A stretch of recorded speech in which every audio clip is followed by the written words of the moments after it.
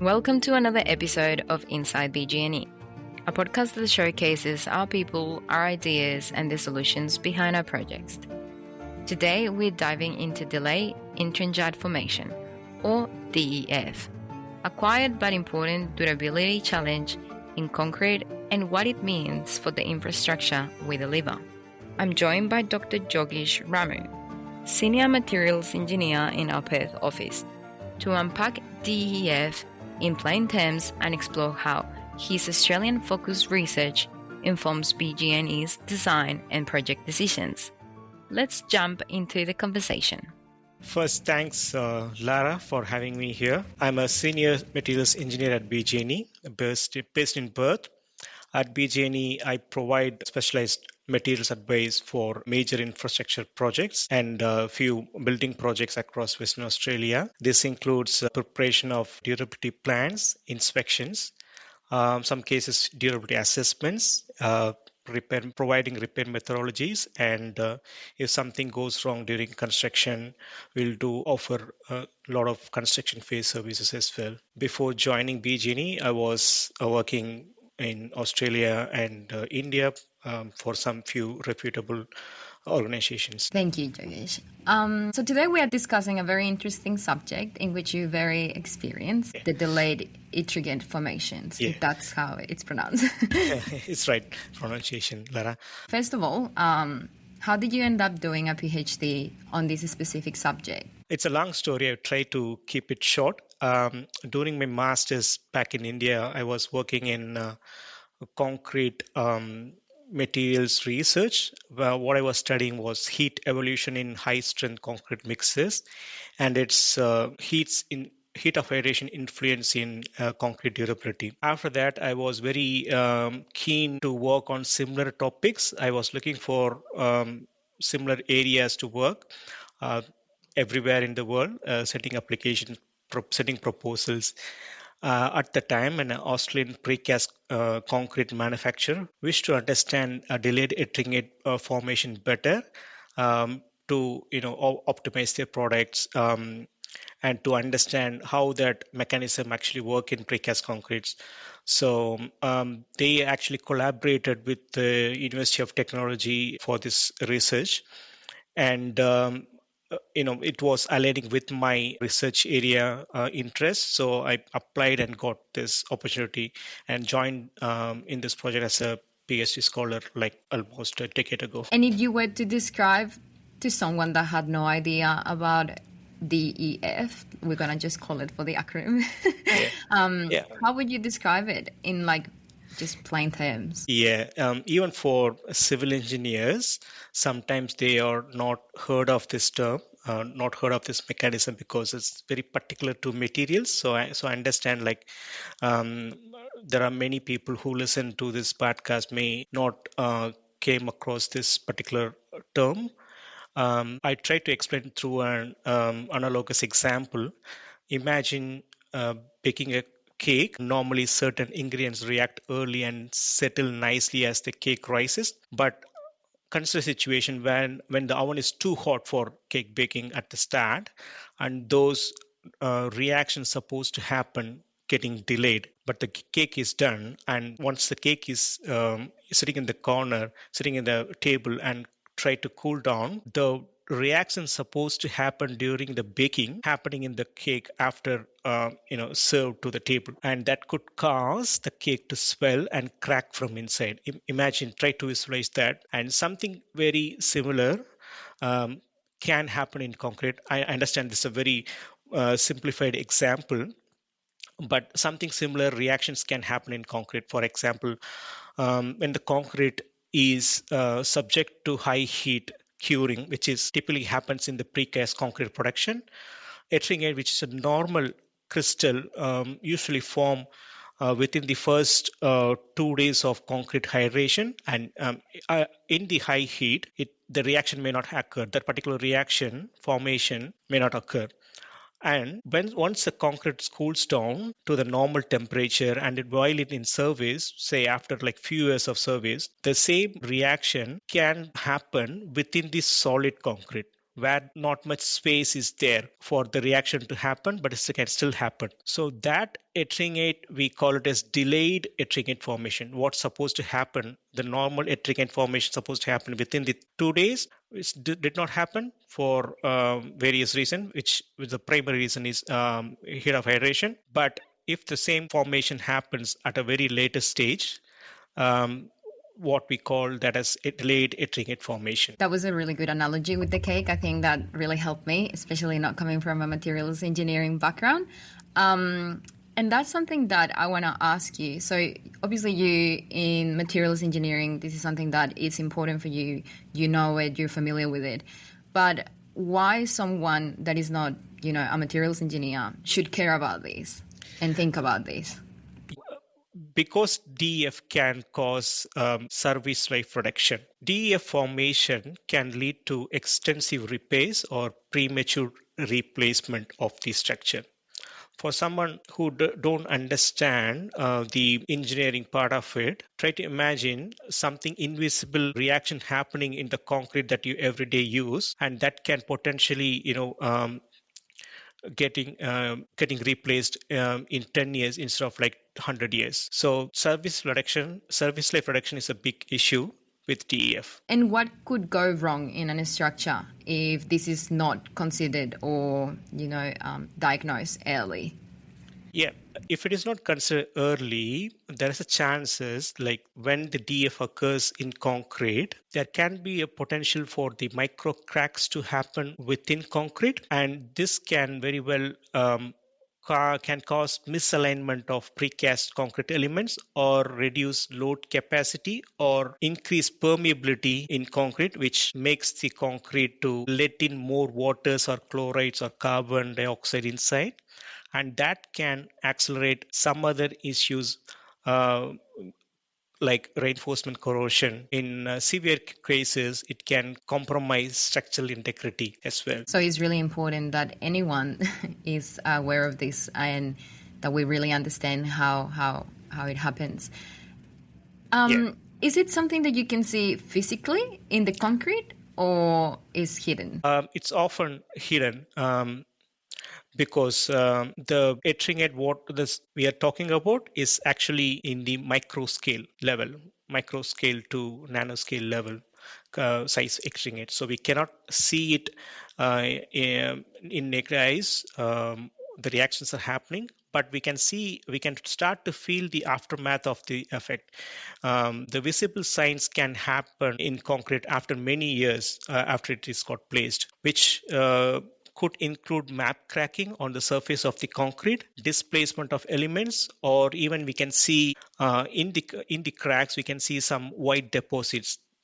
These are the effects of DEF, but visible signs, these kind of visible signs can happen like many years later after we place the concrete. So by the time it started to show some significant visible signs in the structure, what it actually tells you is like internally a lot of damages have already happened. That's why prevention through design is much better than cure, much better than trying to replace the concrete at a very late stage. Oh, really interesting. Wow.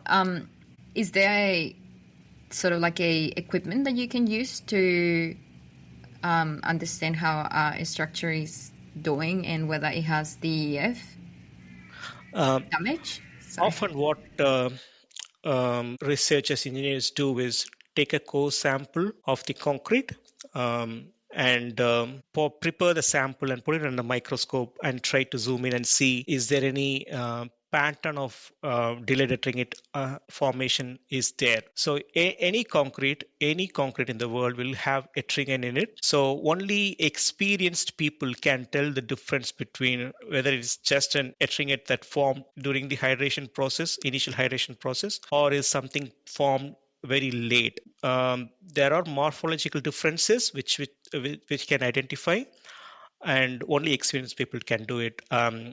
And with the patterns and where it has actually got deposited, whether it's really causing any distress or not. Sometimes it can be present but does not cause any distress to the concrete, or in some cases within cement paste, when it is occurring, it can actually potentially crack concave micro cracks, which is not visibly seen, but inside the cementitious structure, we can see it like it's happening. So there are tools like scanning electron microscopy, which we can identify this. But it really requires someone that is really experienced and has done this study. Yes, unfortunately, yes. And not many people are really skilled at in differentiating that as well.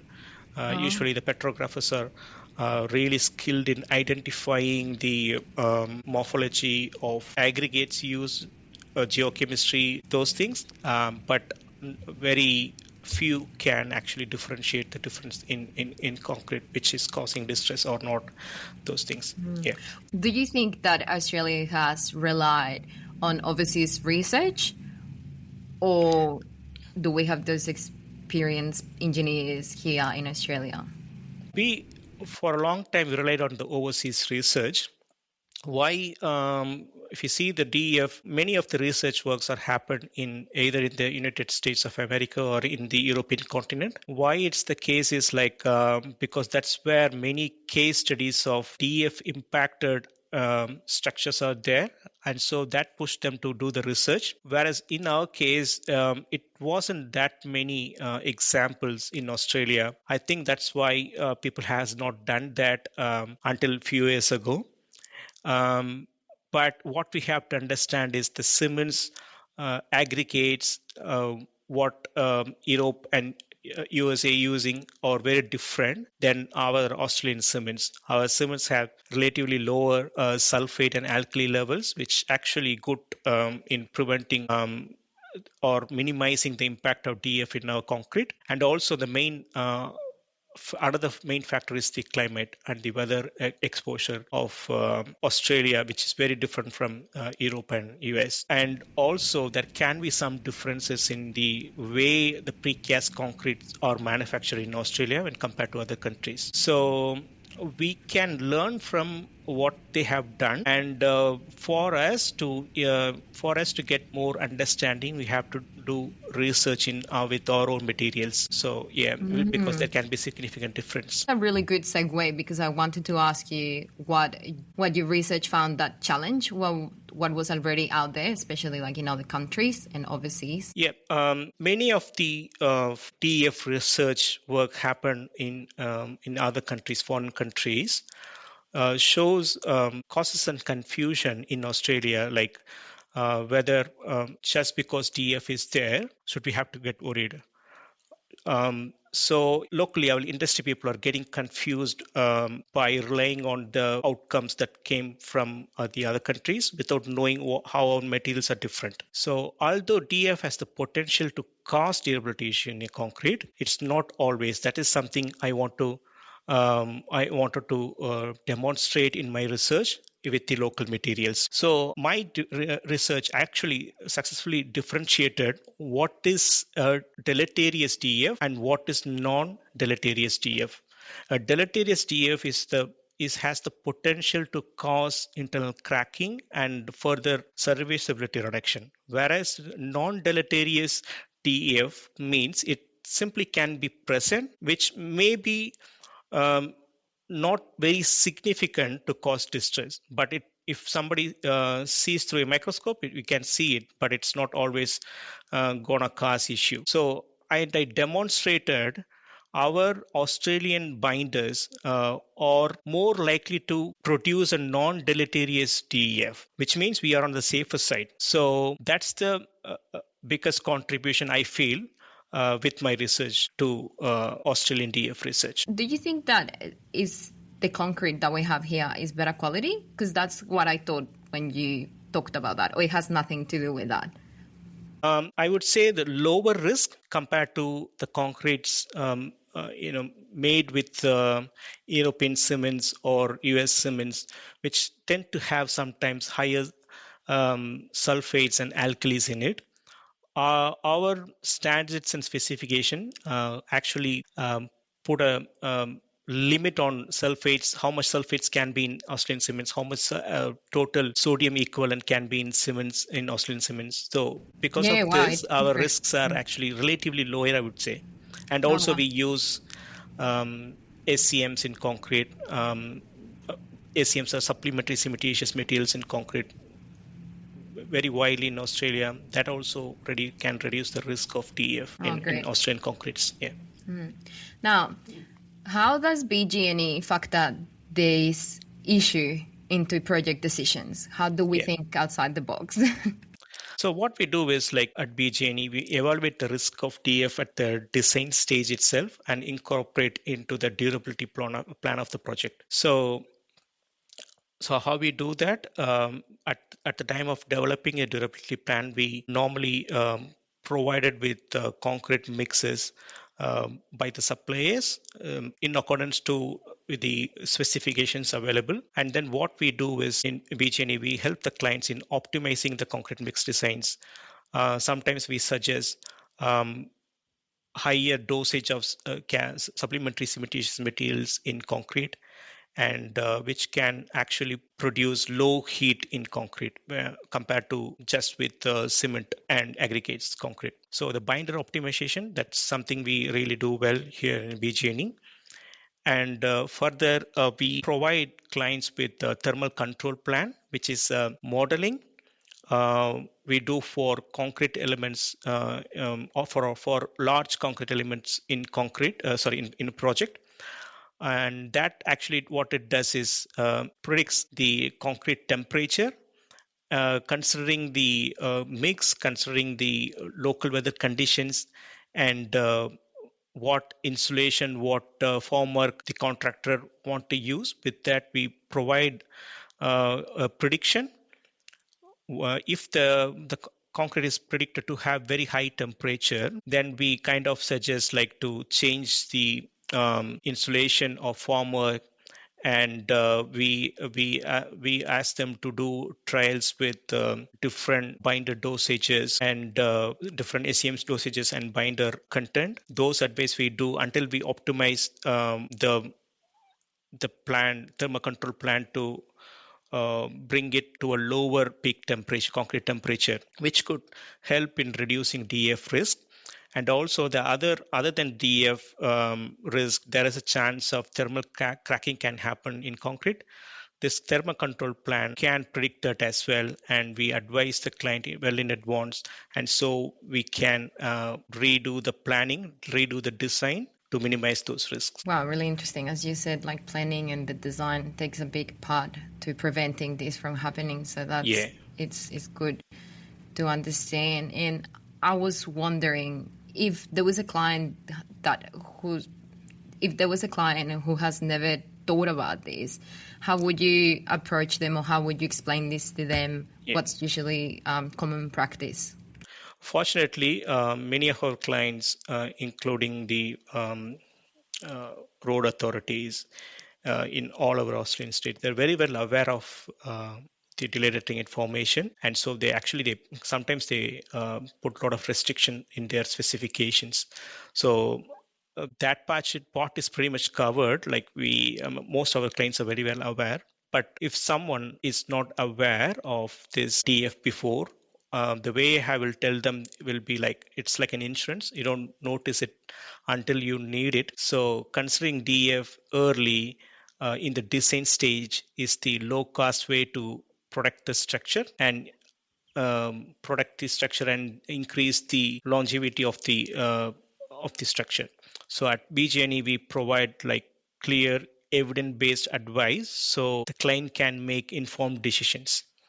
So the small informed decision at the design stage and the construction stage can significantly reduce the long-term risk. That's how we tell the client like when someone is not aware of DF risks. Yeah, there's bigger consequences, not just in cost, but on risk, as you said, from the structures failing. What is one thing that you would like the listeners to walk away knowing after listening to this podcast? Yeah, I would say DF is complicated. It's not straightforward, but don't let that to cause any confusion in while designing a structure. So what I would say is presence of DEF is not always means there is a durability threat. And with some efforts in design, we can very well reduce the risk of DEF in structures. That's really promising for those. This is a question that I want our conversation to finalize with, which is sort of like outside this topic, but where do you see materials research heading here in Australia? I think we will see already seeing a stronger focus on sustainability related research topics. I think the sustainability and the durability part has to work together as the industry looks to reduce carbon emissions through new binder materials, new cementitious materials. It is essential that we understand how that could impact the long-term performance of the structure. It's not only about reducing the carbon footprint of a particular concrete element or a structure. It's also about the durability. So I would say the more durable the concrete is, it's that's the one with low carbon footprint and more sustainable. So it's not only about reducing the carbon footprint, but it's also about the concrete still performs reliably for very long time, say 100 years or more. So there are a lot of researches happening around durability and sustainability and alternate materials, which I really like to see how that turns out in near future into practice. Yeah, that's a really interesting point, and I think a lot of people who don't have your background and your understanding of materials engineering, when they hear the word sustainability, they tend to rush to say things. But I think it's important to understand that sometimes, if it might not be quote unquote sustainable from eco-friendly way of making it, but it can become more sustainable in the long term because it's what is going to last longer and create better results and less risk for our people. Thank you for coming in and discussing this. It's very interesting to learn more about deleterious formation. Thank you, Laura. Thanks for having me again. That was Dr. Yogesh Ramu, Senior Materials Engineer at BG&E, sharing his insights on the late Ettringite formation and how research underpins more durable, sustainable concrete structures. Thanks for listening to Inside BG&E. If you found this episode useful, please follow or subscribe and share it with your network. We'll be back soon with more stories from our people and our projects.